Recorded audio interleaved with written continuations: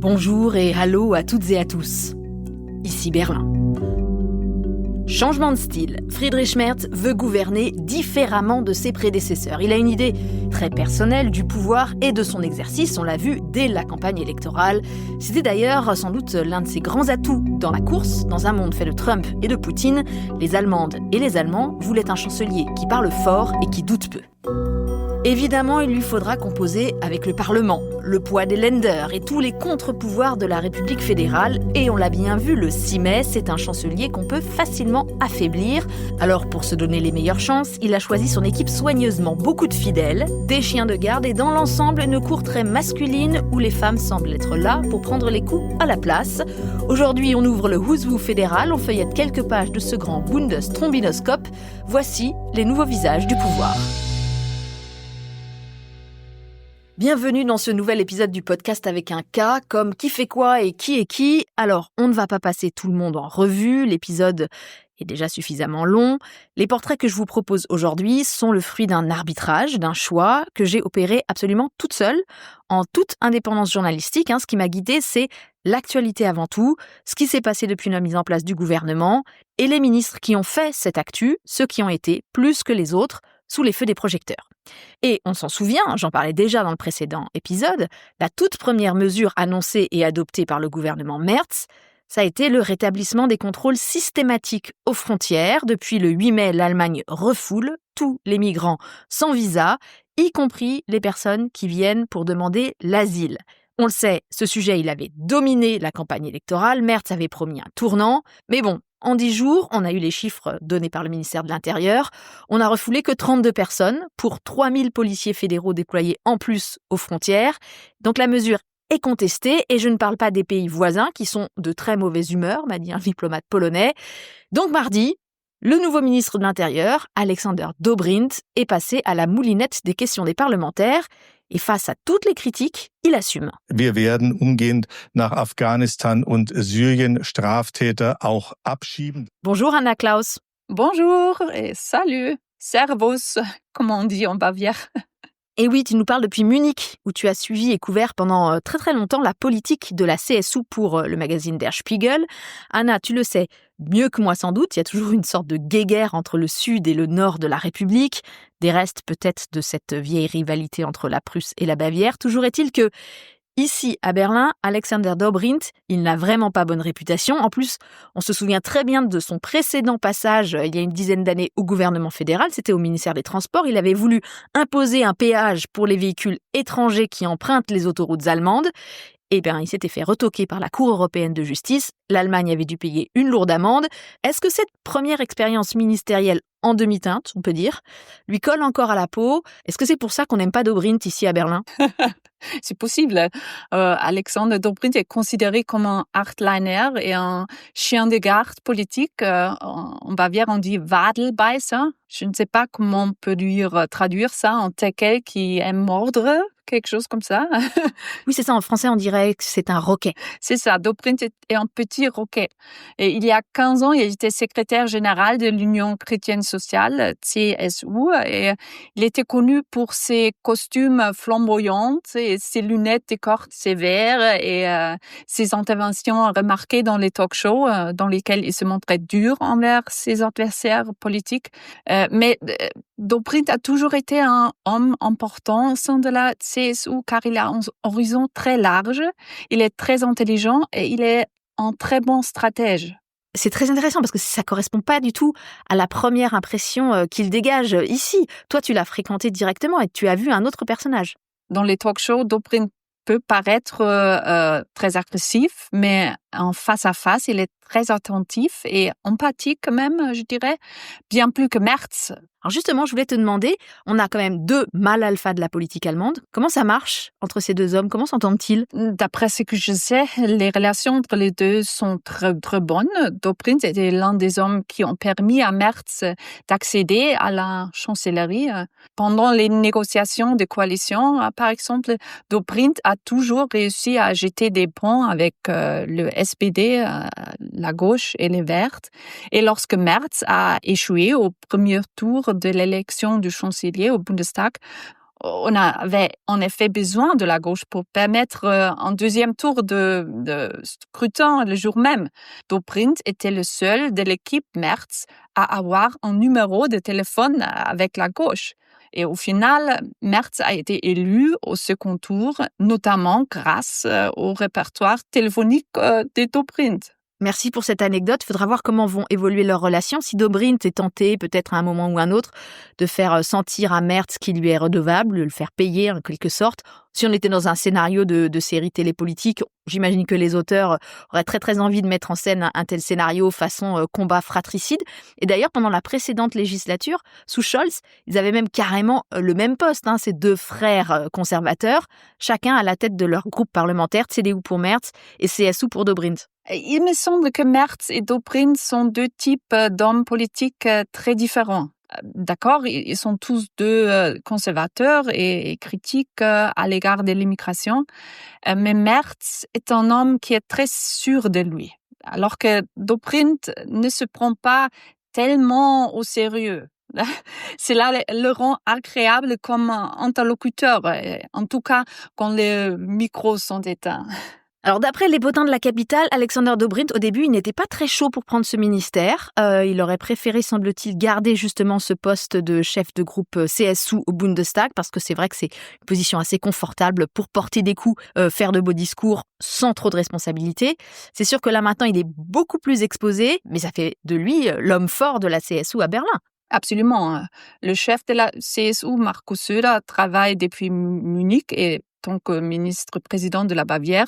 Et son homme le plus important à Berlin a été Dobrindt ces 4 dernières années. Et il était évident qu'il serait désormais récompensé par un ministère. Pourquoi est-ce que cette fois-ci, la CSU tenait particulièrement à ce ministère de l'Intérieur, Anna ? Un ancien chef de la CSU, Horst Seehofer, a dit un jour que l'immigration était la mère de tous les problèmes. Et maintenant, un homme de la CSU a l'opportunité de résoudre ce problème. Et dans 3 ans, il y aura des élections régionales en Bavière, où la CSU est très forte et on espère bien sûr un bon résultat si Dobrindt obtient des bons résultats à Berlin. Et des bons résultats, cela signifie une baisse du nombre des demandeurs d'asile en Allemagne. Et une baisse aussi de la criminalité, puisque le parti fait automatiquement le lien entre les deux phénomènes. On verra comment Dobrindt s'en sort. En tout cas, c'est pas une ligne qui va être facile à tenir. Les syndicats de policiers disent déjà que tous ces nouveaux effectifs aux frontières, ça dépouille les gares, les abords des stades, etc., etc. Et puis au niveau européen, il y a un gros malaise, des gros doutes sur la compatibilité de cette mesure allemande avec les règles communes. Les Français font remonter, je cite, une certaine irritation, car c'est vrai que le trafic transfrontalier, il est très ralenti à cause des contrôles. Il y a même des patrouilles de police dans les trams qui font la navette entre les villes frontalières. Bref, c'est pas vraiment cet esprit européen vanté par Merz. Gros dossier pour Dobrindt. Est-ce que tu penses que le premier flic d'Allemagne saura aussi faire preuve de capacité de négociation et de compromis avec ses partenaires ? Moi, je crois si Dobrindt fait preuve de la même habité dans les négociations avec les voisins européens que lors des négociations de coalition. L'Union européenne aura des beaux jours devant elle. Dobrindt connaît le jeu de gros titres et du spectacle et les talk-shows, mais il connaît tout aussi bien, si ce n'est mieux, l'art des négociations à huis clos. En tout cas, sur le fond, sur ses positions politiques, il a beaucoup de points communs avec son homologue français, Bruno Retailleau, à qui il a rendu visite moins d'une semaine après son entrée en fonction. Alors, on a eu droit à un grand message sur X, très élogieux et en allemand de la part de Retailleau. Et on a eu droit aussi à une belle photo d'embrassade virile mais complice, place Beauvau, entre les deux hommes en costume bleu absolument identique. Retailleau, on le sait, il a des grandes ambitions politiques. Qu'est-ce qu'il en est de Dobrindt, Anna, et surtout, est-ce que c'est compatible avec les ambitions de Markus Söder, le président bavarois ? C'est une bonne question. Moi, je crois que Dobrindt est peut-être en quelque sorte l'avenir de la CSU. C'est possible, mais pour l'instant, il est une sorte de parenthèse entre le chef de la CSU, Markus Söder, et Friedrich Merz, le chef de la CDU. Et Dobrindt coordonne en tant qu'homme bêta la collaboration des hommes alpha, Merz et Söder. En tout cas, voilà, un premier nom à retenir, premier visage à identifier. Merci beaucoup, Anna Klaus du Spiegel. Et puisque on est en Bavière, continuons notre exploration des réseaux bavarois à Berlin avec un autre journaliste en poste à Munich, mais que je dérange en plein milieu d'un voyage en France. Bonjour, Jean-Marie Magro. Bonjour Hélène. Journaliste franco-allemand à la BR, l'antenne bavaroise de l'ARD, auteur d'un petit livre façon road trip à bicyclette à travers la France. Ça s'appelle Radatouille. Les bilingues auront compris le jeu de mots. C'est aux éditions DTFAO. Ça vient de sortir, on va en reparler. Alors, Jean-Marie, on vient de parler avec Anna Klaus du ministre de l'Intérieur. Ça, c'est la Bavière Law and Order, mais tu te souviens très certainement de ce bon mot qui remonte à quelques années, selon lequel la Bavière, c'est le land des laptops et des Lederhosen, des ordinateurs portables et des culottes de peau. Et là, dans le gouvernement Merz, la CSU a tenu à avoir l'agriculture et un nouveau ministère qui englobe la recherche, les nouvelles technologies et le spatial, c'est aussi ses satellites. C'est comme ça que la CSU voit son rôle dans la politique fédérale ? Moi, je vois quand même une forte écriture söderienne, si tu veux. Laptop et Lederhosen, c'est une maxime qui vient encore de l'ancien président de ministre et du mentor de Markus Söder qui s'appelle Edmund Stoiber, qui a failli devenir chancelier en 2002. Et alors là, on a, comme tu l'as dit, en même temps, le ministère de l'Agriculture. La Bavière, ça reste quand même très agriculteur. Et en même temps, montrer qu'on est quand même le land, au sein des 16 Länder en Allemagne, économiquement le plus fort, high-tech. Et c'est là où Söder, il essaye d'insister. Alors, ce fameux ministère du spatial, c'est l'une des grandes curiosités du gouvernement. Ça fait beaucoup parler, il y a eu pas mal d'articles dessus. Alors, ça correspond à l'agenda de souveraineté que veut porter Merz, mais il est tellement taillé sur mesure pour les Bavarois que ici à Berlin, on redoute qu'il soit en fait directement piloté depuis Munich par Söder lui-même. Et en même temps, je lisais récemment un super article de ma consoeur Cécile Boutelet dans Le Monde. La Bavière, elle a une vraie expertise dans le domaine. C'est ça qui a joué. Oui, alors, il y a certainement l'ambition de Markus Söder, qui est d'ailleurs un grand fan de culture aérospatiale, on va dire. Il est un grand fan de Star Wars et Star Trek. Il fait des vidéos sur YouTube et Instagram où il va expliquer la distance entre Vénus et Jupiter. Alors, c'est une ambition très personnel, ancré dans le personnage Söder. Et en même temps, comme tu l'as dit, il y a un vrai écosystème à Munich, autour de Munich, avec 42 startups qui ont été créées dans les dernières années autour du campus de Taufkirchen et Ottobrunn. Ottobrunn, c'est connu peut-être en France un petit peu, je ne sais pas, parce qu'il y a une centrale d'Airbus là-bas.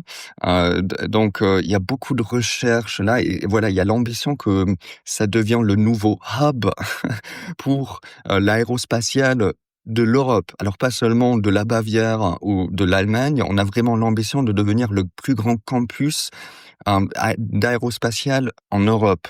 Et Söder, voilà, c'est un homme qui a bien compris le marketing, il appelle ça la Space Valley.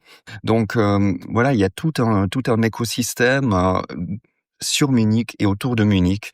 Et vraiment l'ambition qu'on mette en place voilà cette high-tech agenda, l'agenda high-tech de Söder et de son gouvernement en Bavière. Alors, ce qui renforce aussi quand même l'impression que ça va être un outil pour Söder, c'est qu'à la tête de ce nouveau ministère, il a placé une personnalité qui va pas lui faire beaucoup d'ombre. C'est une femme.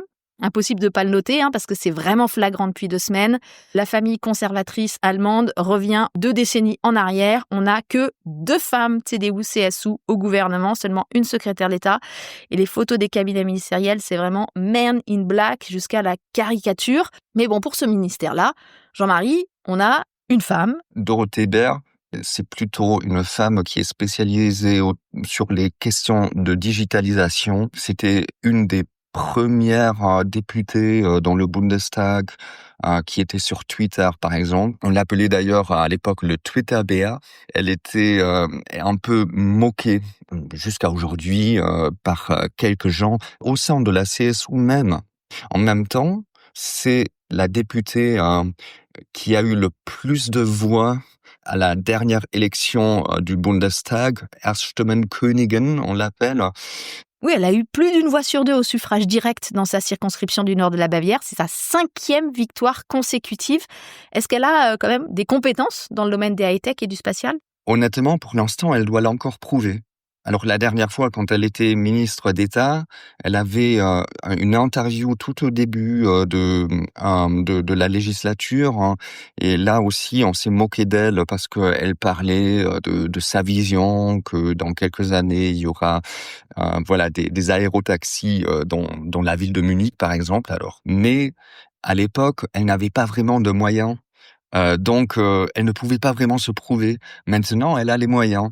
Donc, on va peut-être pour la première fois voir si le talent, et elle a du talent politique, ça c'est indéniable, si le talent Dorothée Baird, elle saura se prouver dans les prochaines années. Puisque je te tiens, Jean-Marie, entre 2 TGV, j'en profite pour te demander ce qu'il faut penser aussi du dernier Bavarois à la table des ministères. C'est Alois Rainer, qui était ce lundi à Paris pour rencontrer son homologue à l'agriculture. Alors, lui, il est boucher de formation, même si ça fait quand même très longtemps qu'en réalité, il est politicien à temps plein. Qu'est-ce qu'il faut savoir de plus sur lui ? Il faut savoir que Alois Rainer, c'est plutôt l'homme du deuxième choix. Parce qu'au début, Söder, il voulait mettre en place un certain monsieur Felsner, qui était encore plus clivant que Rainer, parce que Felsner, c'était quelqu'un qui avait de certains doutes sur le réchauffement climatique et sur les néonicotinoïdes, par exemple. Il était plus à l'aise de les utiliser que ses prédécesseurs. Voilà, alors il y avait beaucoup de protestations, même devant la maison de Monsieur Felsner, et c'est Monsieur Felsner qui a dit à un moment donné non, je ne deviendrai pas ministre. Et donc, Alois Rainer n'était pas vraiment l'homme qui était désigné dès le début, mais Söder essaye de le vendre comme une rupture par rapport à Cem Özdemir. Quand il a présenté ses ministres, Söder il a dit maintenant le temps du tofu est fini et on revient au temps du Leberkäse. Je ne connais pas l'expression française pour le Leberkäse, honnêtement, mais c'est... Oui, alors je suis pas une spécialiste de la gastronomie bavaroise, mais c'est une sorte de pâté de foie servi en grosses tranches, qu'on a fait frire d'ailleurs avant dans une poêle. Et évidemment, c'est un symbole après le précédent ministre de l'Agriculture et de l'Alimentation, qui était écologiste et surtout végétarien. Ça, clairement, c'est la petite revanche personnelle de Söder. Ce ministère, c'est quelque chose qui est très important aussi pour son personnage à lui, parce que sur Instagram, par exemple, il a cette rubrique Söder ist, et donc il va montrer tous les jours qu'il a mangé un steak ici ou un döner là, ou alors un saucisson. Et donc c'est aussi un des piliers de sa stratégie quelque part de montrer que le CSU ça reste le parti des gens normaux, de mener cette bataille culturelle. Ça fait écho à ce qu'avait dit Merz aussi il y a 2 ans lors d'un déplacement en Bavière. Justement, il avait dit « Berlin, ce n'est pas la vraie Allemagne, c'est ici la vraie Allemagne ». Ça va en fait bien au-delà d'un hymne au terroir. En sous-texte, c'est le soutien à une Allemagne qui roule en grosse cylindrée, qui mange des saucisses, qui ne pratique pas l'écriture inclusive, etc. etc. Merz s'est beaucoup calmé de ce côté-là depuis 2 ans, mais pas Söder.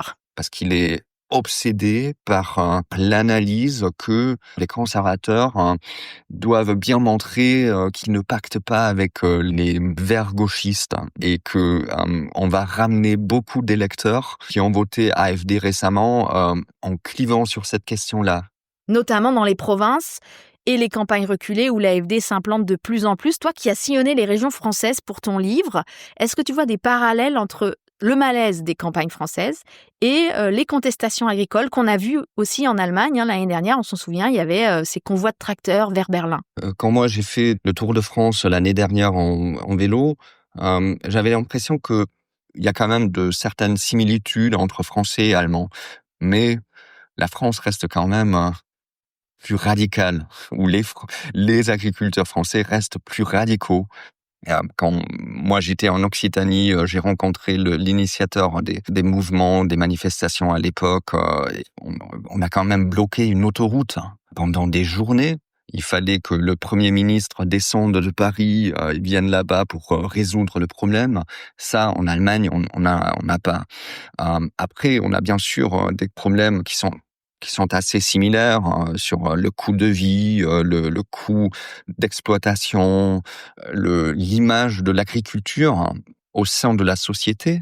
Moi, par exemple, quand je fais des tours de vélo en Bavière, je vois aussi des pancartes où il y a marqué c'est moi qui nourris 150 familles. On a aussi cet espoir que l'agriculture soit plus reconnue au sein de la société. On verra si Alois Reiner il pourra faire avancer des choses. Moi, j'ai un peu mes doutes parce que le CSU, il est très fort en analysant les problèmes et en parlant, mais en même temps, malheureusement, il trouve pas souvent les solutions. Alois Reiner a-t-il quand même au moins un atout, une qualité pour ce poste de ministre ? C'est un personnage plutôt respectueux et on a l'impression que c'est un peu rare dans ce parti parfois. Merci beaucoup Jean-Marie Magro pour toutes ces analyses sans langue de bois. Et je le souligne parce que figurez-vous, ça n'a pas été toujours facile de trouver des invités disposés à me raconter un peu les dessous de ce gouvernement. Contrairement aux années Scholz, la communication est bien maîtrisée, il n'y a pas beaucoup de fuites, mais on enchaîne quand même en prenant la direction du ministère de l'économie et de l'énergie, où c'est une femme qui a été nommée. Donc je me corrige moi-même, je nuance ce que je disais précédemment. Merz n'a pas choisi que des gros bras virils pour gérer ses dossiers chauds. L'arrivée de Katharina Reiche à ce poste a été une petite surprise. On attendait plutôt Linnemann ou Spahn, deux hommes de la garde rapprochée de Merz. Et donc on a là un rare poids lourd féminin du gouvernement, mais dans un ministère à très haut risque. On est en période de stagnation économique après 2 années de récession. Et puis, Katharina Reiche, elle gère aussi les questions d'énergie, où il est difficile d'être populaire face à la hausse des prix. Quels sont ses atouts ? Comment compte-t-elle s'y prendre ? Elle qui, au fond, n'est pas très connue en Allemagne. Cette semaine, le Forum pour l'avenir franco-allemand avait sa conférence annuelle sur les enjeux de transition énergétique. 200 participants pour des échanges, des tables rondes, beaucoup de discussions informelles. L'occasion de constater que même dans ces cercles-là, rares sont ceux qui sont capables de cerner ce personnage, Katharina Reiche. David Philippot.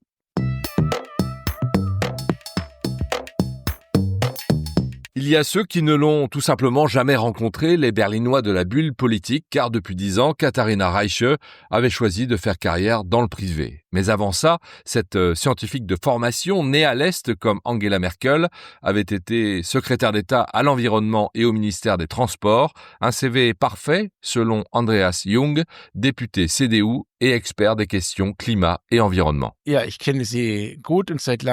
je la connais bien et depuis longtemps. Elle a longtemps fait de la politique avant de partir dans l'économie, mais elle a toujours fait la jonction, par exemple, en étant très active au Conseil national de l'hydrogène. Elle a été représentante des entreprises chargées de l'énergie au niveau des communes et en dirigeait aussi une elle-même. Donc elle arrive avec beaucoup d'expérience et elle sera en mesure de faire un travail convaincant dans ses nouvelles fonctions.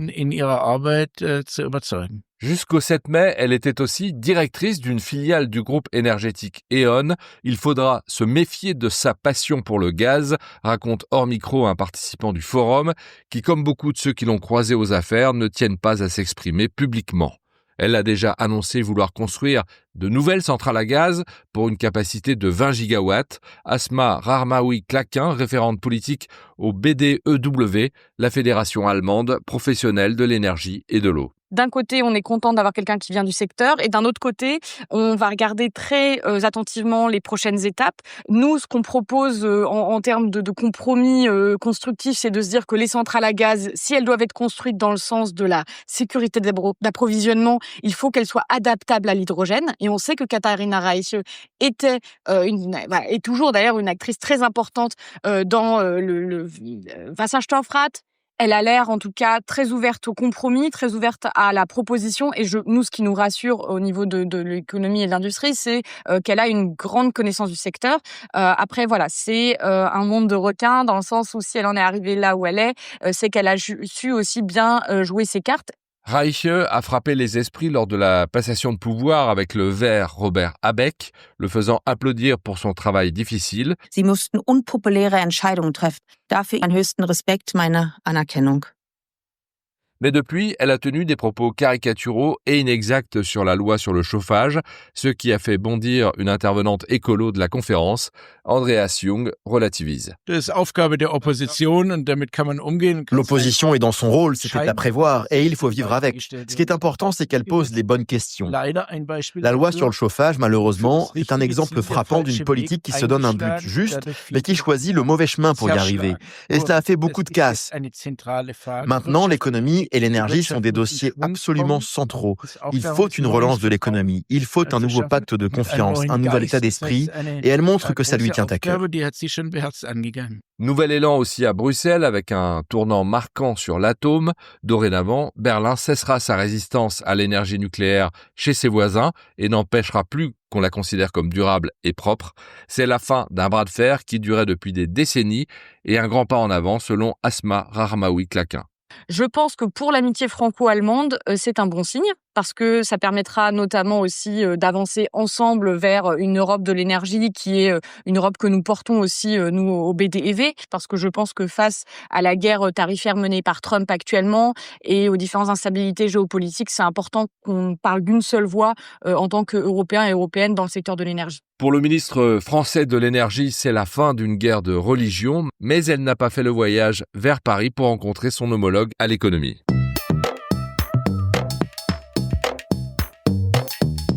Et on me dit dans l'oreillette que Reich à Paris, c'est quand même dans les tuyaux. Et donc, pour bientôt, en tout cas, c'est clair que depuis 2 semaines, le chancelier et ses ministres, d'une façon générale, enchaînent les déplacements. C'est un gouvernement qui prend à bras-le-corps les grandes questions internationales. Et donc maintenant, je me tourne vers Paris, vers Paul Maurice, le secrétaire général du CERFA, à l'Institut français des relations internationales. Salut Paul. Bonjour. Avec toi, on va faire le portrait du nouveau ministre des Affaires étrangères. Et d'ailleurs, on dit comment ? Johann Wadephul ou Wadepoul ? On dit Wadephul, et c'est d'ailleurs quelque chose qui surprend beaucoup les Allemands. C'est le nom nordique de leur ministre des Affaires étrangères, originaire du Schleswig-Holstein. Pour le coup, sa nomination n'a pas été une surprise. C'est un spécialiste des relations internationales. Il est tout à fait à sa place et il aurait pu être à sa place aussi au ministère de la Défense parce qu'il était chef de délégation parlementaire pour l'OTAN. Il avait publié des tribunes sur les questions de la dissuasion nucléaire et du partage avec la France. Donc c'est quelqu'un qui connaît la politique étrangère et de sécurité de manière générale et qui est reconnu comme quelqu'un de travailleur et de très sérieux sur les dossiers. Il est passé à Paris en avril, donc avant même d'être officiellement nommé ministre, c'est dire s'il faisait consensus. Paul, toi, à cette occasion, tu as eu le privilège de le rencontrer et d'échanger avec lui. Tu peux nous en parler un peu ? Il a donné l'impression de quelqu'un qui connaissait extrêmement bien ses dossiers et qui voulait montrer qu'il avait ce réflexe franco-allemand et que les décisions d'importance en politique étrangère, qui ne concernaient pas que la France et l'Allemagne, seraient prises en coordination en franco-allemand. Alors pour la petite histoire, j'ai appris récemment que Wadephul avait tenu quasiment immédiatement à changer toute la déco de son bureau pour marquer sans doute physiquement une rupture nette avec les années précédentes. Alors on a, paraît-il, je ne suis pas allée, maintenant un ensemble beaucoup plus classique, pour ne pas dire austère, à l'image aussi peut-être, Paul, de ses hommes de main. À quoi ressemble son cabinet ministériel ? Il faut rappeler que l'Auswärtiges Amt est en partie politisé. Pour un Français, un fonctionnaire est un fonctionnaire. Il va servir un ministre, mais il peut servir un ministre d'un autre bord. En Allemagne, il faut trouver des gens qui sont assez proches politiquement, alors soit encartés, soit proches du parti qui est à l'Auswärtiges Amt. Et là, c'est compliqué. L'Auswärtiges Amt n'était plus aux mains de la CDU depuis 1966. Donc il fallait trouver des diplomates sérieux, renommés, avec une belle carrière, qui était assez proche de la CDU. Et donc, il fallait regarder ce qui s'était passé autour d'Angela Merkel à la chancellerie, puisque c'était là qu'une partie de la politique étrangère avait été menée. Et tous ces gens sont assez alignés. Tu peux nous en présenter quelques-uns ? Je ne vais pas citer tout l'organigramme de l'Auswärtiges Amt, mais ce qui m'intéresse ici, c'est aussi le caractère plus administratif qu'on va trouver à l'Auswärtiges Amt, notamment du secrétaire d'État, qui est Gesa Andreas von Geier, qui va être le chef de la partie administrative de l'Auswärtiges Amt, et qui est un diplomate et ancien représentant permanent de l'Allemagne à l'OTAN. Ce qui veut dire beaucoup, à mon avis, de ce qu'est cette politique étrangère prônée par Johann Wadephul. Et c'est quelqu'un... von Geier, qui a été ambassadeur à Moscou et puis directeur politique au ministère de la Défense. Donc on voit que c'est la personne qui va compter dans le contexte actuel de soutien à l'Ukraine et qui va pouvoir aussi, par ses compétences, le fait d'avoir été à Bruxelles, très européenne, très franco-allemand, continuer à travailler sur les sujets qui nous occupent. Mais ça, c'est vraiment quelque chose que font remonter toutes celles et ceux qui ont commencé à travailler avec cette nouvelle équipe gouvernementale. Cet élan européen et franco-allemand porté personnellement et avec conviction par Friedrich Merz, on le retrouve vraiment partout, dans toutes les strates de l'appareil d'État.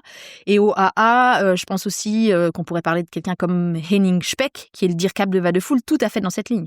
Henning Speck, qui est un diplomate, qui a été conseiller pour la politique étrangère de la CDU, et qui est quelqu'un qui a aussi ce réflexe franco-allemand de travailler avec la France. Et donc, on a cette espèce de convergence politico-administrative vers les questions de défense européennes et franco-allemandes. Surtout que maintenant, au ministère, on a aussi Günther Kriechbaum. Alors là, on est sur un poste de secrétaire d'État parlementaire, donc une casquette politique. En gros, Kriechbaum, c'est le nouveau ministre des Affaires européennes, l'homologue de Benjamin Haddad en France, avec qui il va devoir coordonner la politique franco-allemande. Et pour le coup, là, on a une personnalité qui n'est pas du tout austère. C'est un homme dynamique, volontaire, ultra positif. Dans la bulle franco-allemande, il est connu comme le loup blanc, et j'ai l'impression que tout le monde l'apprécie. C'est effectivement quelqu'un qui est incontournable depuis qu'il a pris en 2007 la tête de la Commission des Affaires européennes au Bundestag, et qui est présent un peu partout, dans toutes les institutions. Et donc, même si c'est un politique, il va parler aux acteurs économiques, aux acteurs de la société civile, aux enseignants, pour porter cette valeur positive du franco-allemand, francophone, francophile. Il a été très engagé au sein de l'Assemblée parlementaire franco-allemande avec ses homologues français, en allant par exemple dans les Balkans pour discuter en franco-allemand des questions des Balkans occidentaux, en réfléchissant aux questions de sécurité, en réfléchissant aux questions énergétiques. Il a véritablement ce réflexe comme quelqu'un qui vient du bas du Württemberg et qui a la proximité aussi géographique et culturelle à son actif. Je reviens un instant en arrière. On parlait tout à l'heure du tropisme défense de Wadephul. Un bon exemple, c'est une de ses premières prises de parole officielle. Et c'était sur le budget défense de l'Allemagne. Il souhaite que ce budget se rapproche des 5% du PIB. Et visiblement, ni Merz, ni Klingbeil, le ministre des Finances, n'avaient été informés de cette annonce de Wadephul. Il a un peu dépassé ses prérogatives parce que c'est un premier couac. Alors, il faut aussi relativiser le chiffre. Dans le chiffre, il faut considérer ça en deux parties. 3,5% pour la défense elle-même et 1,5% pour les infrastructures qui pourraient faciliter la défense. Et donc là, on peut avoir des choses qui se recoupent avec le fonds spécial sur les infrastructures, notamment ferroviaires ou les infrastructures routières, les ponts, etc. Ce qu'il faut lire derrière, c'est vraiment l'inquiétude allemande face à ce sommet de l'OTAN à La Haye à la fin du mois de juin, et l'inquiétude que les Américains se retirent vraiment. Alors un autre dossier qui est en train de devenir vraiment très compliqué pour la diplomatie allemande et donc pour Wadephul, c'est la relation à Israël et comment gérer ce dossier avec les autres Européens. On le sait, pour des raisons historiques évidentes, l'Allemagne a une responsabilité particulière à l'encontre d'Israël, dont l'existence et la sécurité ont été proclamées raison d'État de l'Allemagne par Angela Merkel.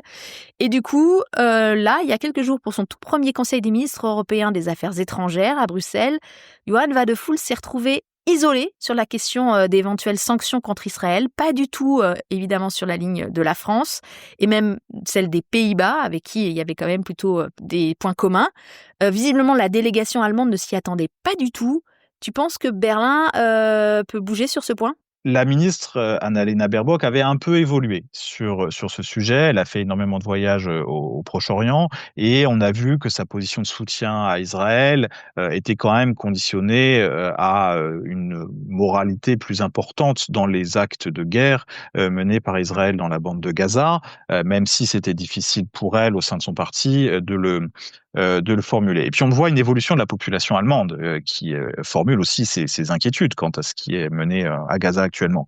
La CDU est traditionnellement un soutien inconditionnel, encore plus que les autres partis, à Israël, et cela posera aussi la question d'éventuelles sanctions ciblées, comme on avait pu le voir sur des colons violents, qui avaient été concertées entre la France et l'Allemagne, avec difficulté, mais qui avaient fini par aboutir.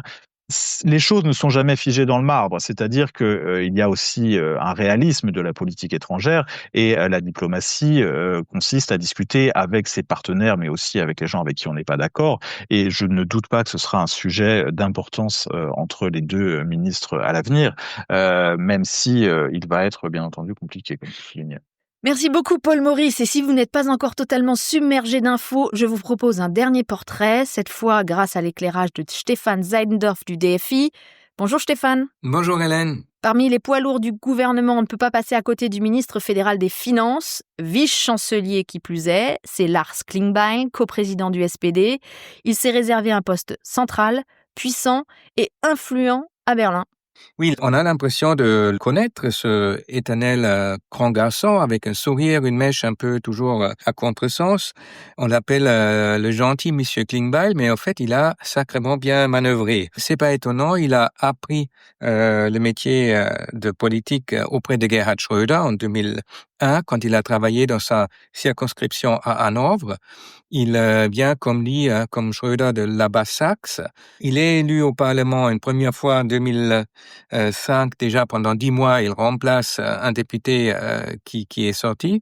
Et ensuite, depuis 2009, il est régulièrement élu 2009, 2013, 2017, 2021 et 2024, ce qui est déjà un exploit en soi. Et par 3 fois, il a participé aux négociations d'un accord de coalition. Donc, quelqu'un avec beaucoup d'expérience, très professionnel, ce qui explique qu'on sait très peu de choses sur Lars Klingbeil en dehors de la politique. Ces dernières semaines, on a eu pas mal de photos des uns ou des autres qui se mettaient en scène en privé, mais rien sur lui. Quand il était jeune, jeune député, il était responsable un peu sur les nouveaux médias, les réseaux sociaux et tout ça, et ça explique pourquoi il est actif et pressant sans se dévoiler. C'est quelqu'un qui maîtrise le métier. On sait tout juste que c'est un fan de musique rock, qu'il a encore sa guitare dans son bureau et que à ses heures perdues, il joue encore un peu, il gratte encore un peu. Et il est grand fan c'est assez étonnant pour être remarqué et raconté, au foot de l'équipe de Munich, de Bayern de Munich. Donc normalement, au nord de l'Allemagne, on n'est pas fan de Bayern de Munich. C'est même quelque chose, une équipe qu'on déteste cordialement.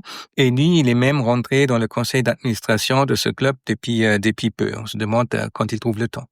Avec Paul Maurice, je notais tout à l'heure qu'on sentait que ce nouvel esprit, ce nouvel élan franco-allemand, il ruisselait dans tous les ministères. Tous les observateurs admettent que c'est vraiment une grande différence qui saute aux yeux par rapport aux années Scholz. Le SPD, d'une façon générale, a toujours moins investi le domaine franco-allemand que la CDU. Est-ce que Klingbeil va prendre ce train franco-allemand en marche ou est-ce qu'il va laisser ça à d'autres ? J'ai l'impression qu'il apprend très vite, en fait. Sinon, il n'aurait pas pu se maintenir. Ce qui est étonnant, il a commencé à la gauche du parti. C'est pas étonnant puisqu'il était responsable de la jeunesse socialiste allemande. Mais ensuite, quand il sentait le vent tourner, maintenant il adhère à la droite du parti, à l'aile droite, au Seeheimer Kreis. Et il a été proposé pour ses fonctions actuelles par les 2 ailes du parti. Donc ça, c'est déjà un exploit au sein du SPD. Hein. Et je dois dire, sans s'afficher, c'est clair, il n'a pas une grande proximité avec la France. Je l'ai croisé plusieurs fois dans des événements franco-allemands où il est venu par intérêt pour écouter. Donc, il semble savoir que c'est important. Il attache de l'importance à ce lien, même si c'est clair que c'est pas le plus francophile du gouvernement. Alors, tu parlais de sa relation avec Schröder. Il a coupé les ponts très vite, avant même l'invasion massive de l'Ukraine par la Russie en février 2022. Mais on sait bien, cette fameuse Russland Connection, elle a beaucoup de réseaux, beaucoup de relais d'influence encore au SPD. Est-ce que ça peut devenir un problème pour Klingbeil ? Dans quelle mesure s'en est-il vraiment affranchi ? Comme souvent avec Klingbeil, on ne sait pas vraiment. Est-ce qu'il l'a fait parce qu'il est vraiment convaincu que c'était une erreur de jeunesse et qu'il fallait prendre ses distances ? Ou est-ce que c'est puisqu'il sentait le vent tourner et justement il avait trop de proximité et avec Schröder et avec ses liens avec la Russie. Il était évidemment incorporé dans ces différentes associations, Allemagne, Russie. C'était, on peut encore dire, dans sa jeunesse, mais en même temps, il a pris le devant, il a pas seulement coupé ses liens, il s'est distancé officiellement, publiquement de Gerhard Schröder. En tout cas, à court terme, je dirais que c'est pas sa préoccupation première, puisqu'il a 2 budgets fédéraux à boucler d'ici la fin de l'été. On n'a toujours rien pour 2025, je rappelle. Puis il faut ficeler 2026. Tout ça alors que le pays est en récession ou au mieux en stagnation. Donc, énorme défi. Comment compte-t-il faire ? Alors que ce n'est pas un spécialiste des finances. Il a eu différentes spécialisations, différents points forts, mais en gros, c'est un généraliste. Donc, il s'est entouré de conseillers. Là, il a dû annoncer une perte de revenus due à la mauvaise performance économique de l'Allemagne. Donc, il manque de l'argent. Et Klingbeil, là, il s'applique à dire, les indications, elles sont claires. Chaque ministère doit faire des économies, faire avec les moyens de bord. Et clairement, il essaie d'être très prudent. C'est un ministre des Finances allemand. On verra s'il peut tenir la ligne, mais évidemment, ça fait aussi son poids, sa puissance au sein du gouvernement, qu'il peut ouvrir ou pas les vannes. Et au niveau européen, est-ce qu'il sera là aussi un ministre fédéral des Finances allemand avant toute chose? Ou bien, comme en rêve Paris, comme le souhaiterait Paris, est-ce qu'on va pouvoir avancer avec lui sur la question d'un nouvel endettement commun? Difficile. Il est là-dessus aussi très prudent. Il ne s'affiche pas. L'accord de coalition laisse une porte ouverte. Il met noir sur blanc. L'Allemagne aussi à l'avenir ne va pas être responsable de la dette des autres, des obligations des autres pays membres. Ça exclut pas qu'on pourrait faire quelque chose en commun. L'accord de la coalition rappelle qu'il faudra commencer avec le nouveau budget européen à rembourser l'aide qu'on avait contractée avec la Covid, Next Generation EU, mais ne se prononce pas si c'est à refaire. Donc très prudent, mais tout reste à faire. On verra comment la France arrive à pousser doucement cette idée dans les prochains mois, en profitant peut-être de ce nouvel état de grâce des relations franco-allemandes, en battant le fer pendant qu'il est chaud. Mais on n'aura rien, c'est clair, avant plusieurs mois. Au mieux, peut-être quelques indications au moment du Conseil des ministres franco-allemands, qui devrait normalement se tenir à la fin de l'été, mais tout ça doit être confirmé. Merci d'être resté à l'écoute jusqu'ici. J'ai mis de côté volontairement les questions de défense pure car on fera un épisode entier dessus en juin au moment du sommet de l'OTAN. Le podcast avec un K revient dès que l'actu l'exige. Je m'appelle Hélène Cole avec un K et je vous dis à bientôt. Peace bald.